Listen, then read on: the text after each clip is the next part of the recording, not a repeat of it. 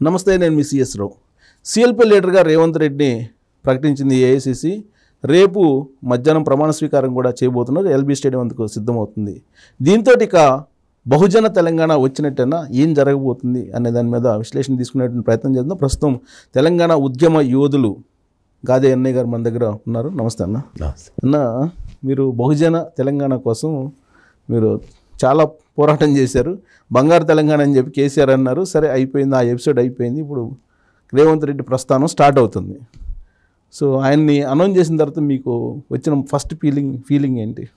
అంటే ఇప్పుడు ఏర్పడబోయే ప్రభుత్వం ఏదైతే కాంగ్రెస్ ప్రభుత్వం ఉందో, ఆ ప్రభుత్వము గతంలో ఉన్న ప్రభుత్వానికి భిన్నమైనటువంటి పాలన అందించాలనేదే మేము బలంగా కోరుకుంటున్నది.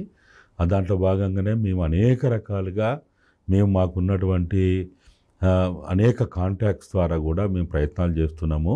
అయితే ఏది ఏమైనా సరే, ఇక్కడ అది బహుజన తెలంగాణనా, లేకపోతే సామాజిక తెలంగాణనా, లేకపోతే ప్రజాస్వామిక తెలంగాణనా, లేకపోతే ఇంకా ఇతరత్ర భాష ఏదైనా కావచ్చు, కానీ ఇది ఈ పాలక వర్గాలతోటి అది అసాధ్యం అనే విషయం మాకు తెలుసు.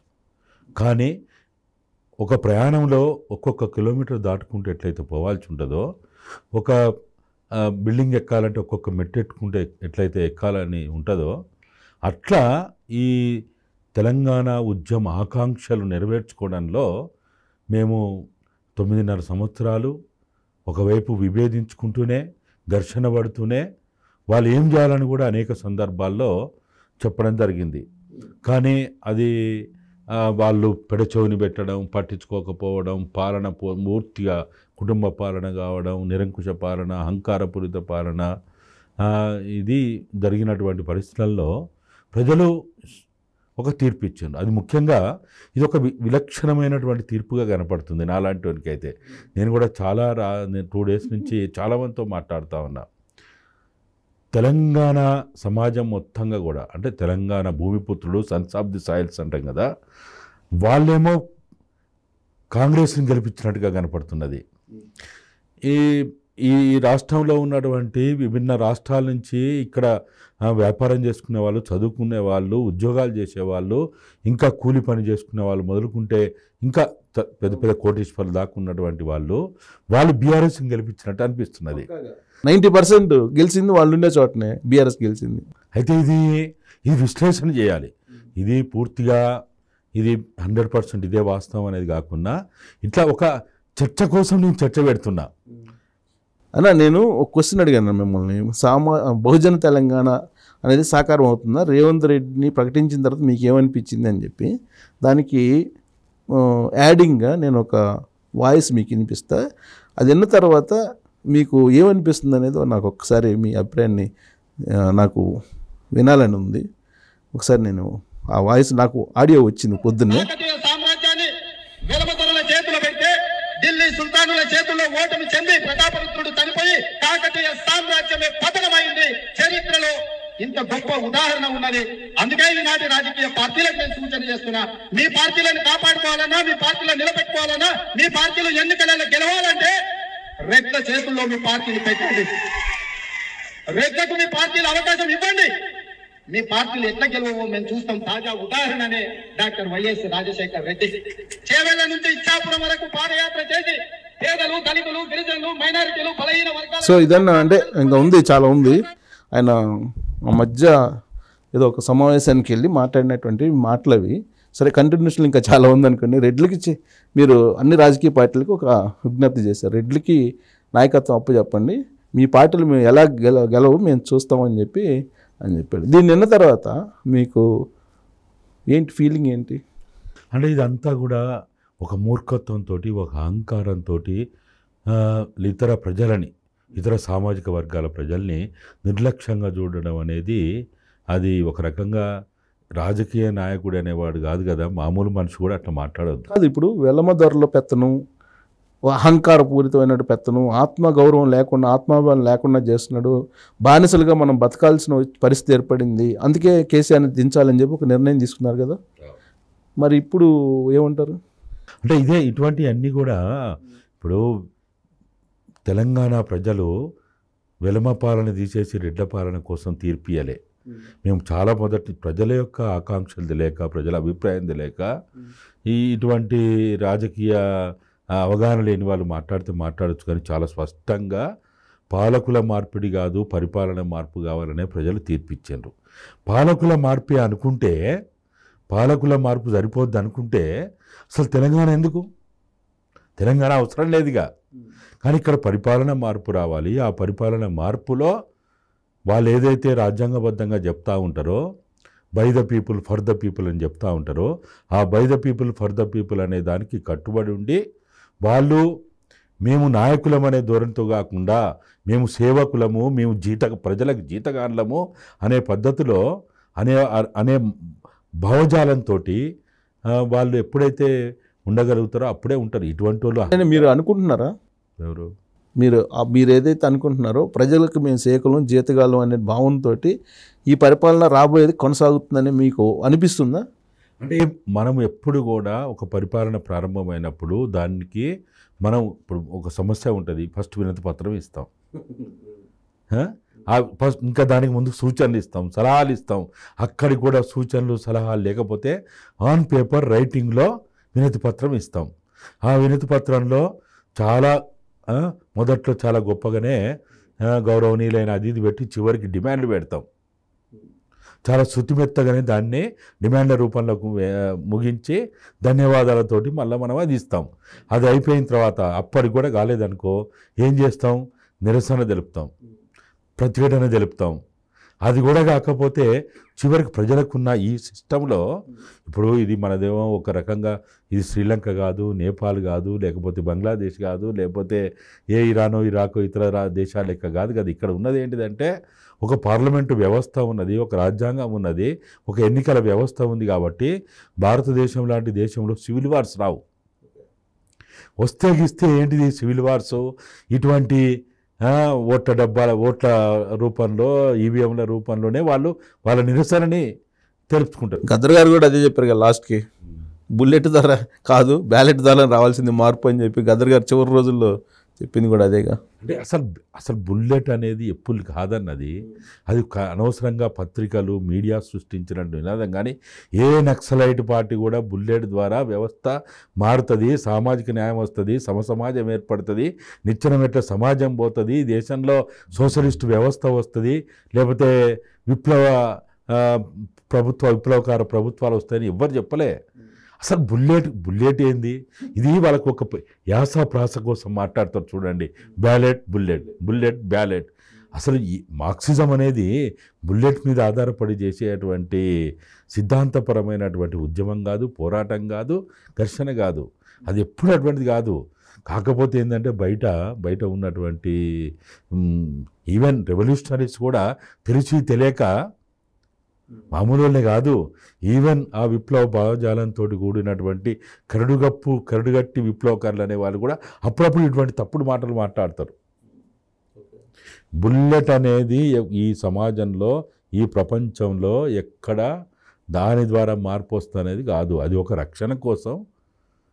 రక్షణ కోసం, సెల్ఫ్ ప్రొటెక్షన్ కోసం ఉపయోగించేటువంటి అనేక ఆయుధాలు అదొకటి. ఒకసారి కత్తి వాడతాం, ఒకసారి కొడవలి వాడతాం, ఒకసారి కట్టె వాడతాం, ఒకసారి ఇంకోటి వాడతాం అట్లా. అది నాకు పాయింట్కి వస్తే ఇందాక మీరు చెప్పుకుంటూ వచ్చారు, ఇది తెలంగాణ ప్రజలు మాత్రం క్లియర్ కట్గా తీర్పు ఇచ్చారు. కానీ సెటిలర్స్ ఎవరైతే అంటారో వివిధ ప్రాంతాల నుంచి వచ్చి హైదరాబాద్లోనో లేదంటే హైదరాబాద్ చుట్టుపక్కల ఉండి నివాసం ఉంటూ ఉన్నటువంటి వాళ్ళు ఇచ్చినటువంటి తీర్పు ఏమో భిన్నంగా ఉంది. దీన్ని ఎలా చూస్తారు?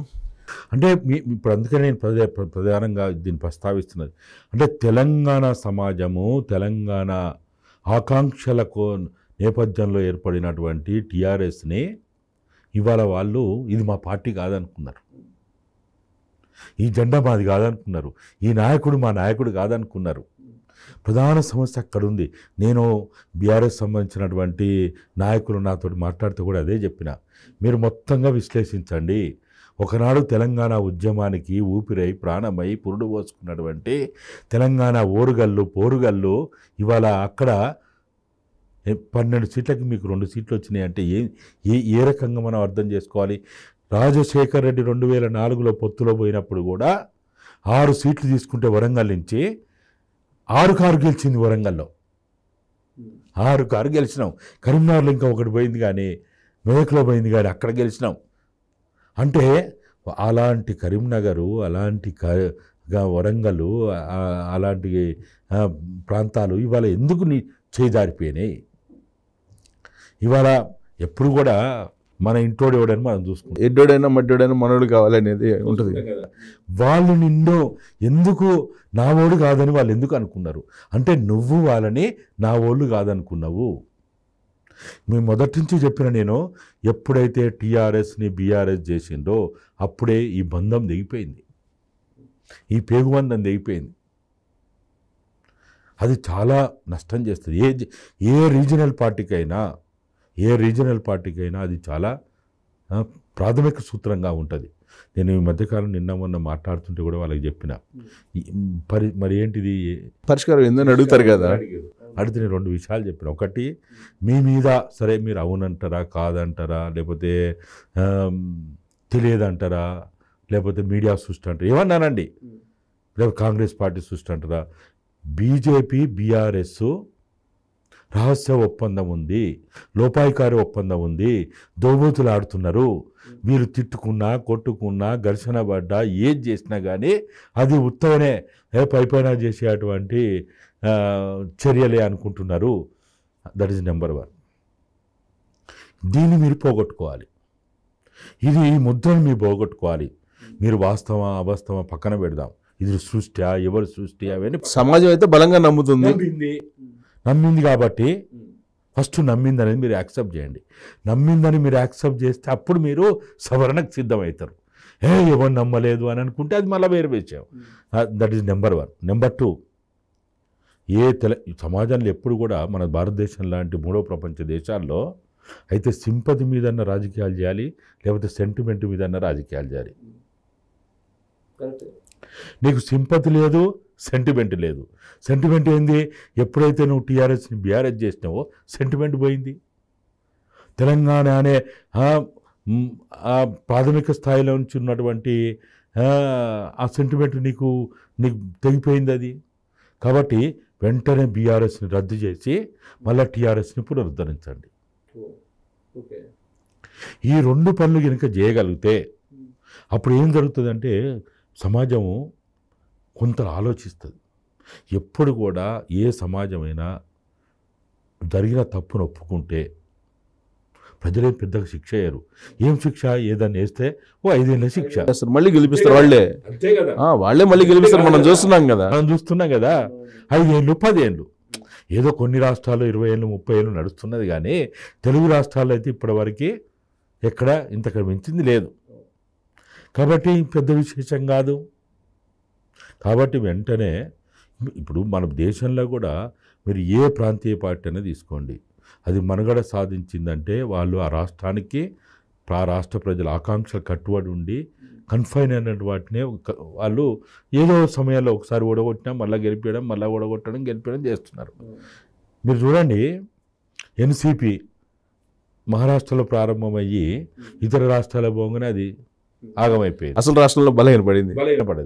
బీఎస్పీ ఉత్తరప్రదేశ్లో ప్రారంభమయ్యి అమోఘమైనటువంటి ఫలితాలను ఇచ్చి అంత పెద్ద రాష్ట్రం ఒక 3 రాష్ట్రాలతో సమానం. మాయావతికి తిరుగులేదు అనుకున్నారు, ఇక్కడ తిరుగులేదు అనుకున్నారు. ఏమైంది అది? అక్కడ అసలు ఇప్పుడు నామరూపాలు లేకుండా పోయింది. నామరూపాలు లేకుండా పోయిందా? తర్వాత తెలుగుదేశం పార్టీ, తెలుగు ప్రజల ఆత్మ గౌరవం అని చెప్పి ప్రారంభమైనటువంటి ఎన్టీఆర్ ఆ ఆలోచన కావచ్చు, ఆకాంక్ష కావచ్చు, దాని నుంచి డీవియేట్ అయిన తర్వాత జాతీయ పార్టీ, జాతీయ అధ్యక్షుడు అనగానే ఉన్నది బాయ్, ఉన్న స్టేట్లోనే బాయ్. ఇట్లా కోకళ్ళలు ఉదాహరణలు ఈ దేశంలో. అంటే ఇవేమో ప్రాంతీయ, ఎప్పుడు కూడా మన భారతదేశంలో ప్రాంతీయవాదం ఉంటుంది, జాతీయవాదం ఉంటుంది ప్రతి ఒక్కరిలో. ఇప్పుడు నాలో ప్రాంతీయవాదం ఉంది, జాతీయవాదం ఉంది, ప్రతి ఒక్కరిలో ఉంటుంది. దీనికి కులం లేదు, మతం లేదు, ఏది లేదు. దీన్ని అర్థం చేసుకోకపోతే మనము ఇప్పుడు సపోజ్ ఢిల్లీలో ప్రారంభమైనటువంటి ఆమ్ ఆద్మీ పార్టీ ఉంది. అది ఒక సెంటిమెంట్ మీద ప్రారంభమైంది కాదు, ఒక సింపతి మీద ప్రారంభమైంది కాదు. అది భారతదేశ వ్యాప్తంగా ఉన్నటువంటి ఒక కరప్షన్ సంబంధించినటువంటి ఒక నినాదం. అది నినాదంతో అది స్టార్ట్ అయింది. అవును, ఆ నినాదంతో అది ప్రారంభమైంది. దాని నిర్మాణం కూడా వేరు, దాని నిర్మాణం కూడా వేరు, దాని ట్యాగ్లైనే వేరు కదా. దానికి ఏం కాదు, దాన్ని ఏదో ఒక రకంగా ఇచ్చేస్తారు. కానీ బహుజనవాదం పేరుతోటి కానీ, దళితవాదం పేరుతోటి కానీ, లేకపోతే ఇంకా ఇతరత్ర పేర్లతోటి, లేకపోతే కమ్యూనిస్ట్ పార్టీలైనా ఇతరత్ర ఎవరైనా సరే వాళ్ళ సిద్ధాంతాలు, వాళ్ళ ఆశయాలు, వాళ్ళ లక్ష్యాలు ఏదైతే చెప్పి కొద్దిగా డీవియేట్ కాగానే ప్రజలు ఊకోరు. ప్రజలు మూల సిద్ధాంతాన్ని వదిలిపెట్టి వెళ్ళిపోతున్నారు కాబట్టి విశ్వాసం కూడా కోల్పోతుంది. అయితే ఈ రెండు తెలంగాణలో ప్రస్తుతం ఉన్నటువంటి బీఆర్ఎస్, ఒకనాటి టీఆర్ఎస్ ఈ పరిస్థితికి రావడానికి ప్రధాన కారణం. పెద్ద పోలింగ్ పర్సంటేజ్లో అయితే పెద్ద తేడా లేదు, జస్ట్ 1.8 ఎంతో ఉన్నది. కాబట్టి ఇది పెద్ద తేడా కాదు. కానీ ఇప్పుడు వచ్చినటువంటి ఏవైతే ప్రజలు మొత్తంగా చూస్తే తెలంగాణ ప్రజలు అత్యధికంగా నివసించే ప్రాంతాలు, మిక్స్డ్గా ఉన్నటువంటి నియోజకవర్గాలు, ఈ తేడా చూసినప్పుడు మాత్రం దీన్ని ఖచ్చితంగా టీఆర్ఎస్ చాలా విశ్లేషణ చేసుకోవాలి. మనం ఎక్కడి నుంచి ఎక్కడికి వచ్చినాం, మళ్ళీ ఆ పని చేస్తారా, చేయరేమో, మళ్ళీ రీబ్యాక్ రారేమో. ఏముంది, తప్పేముంది, వస్తే రావాలి కదా.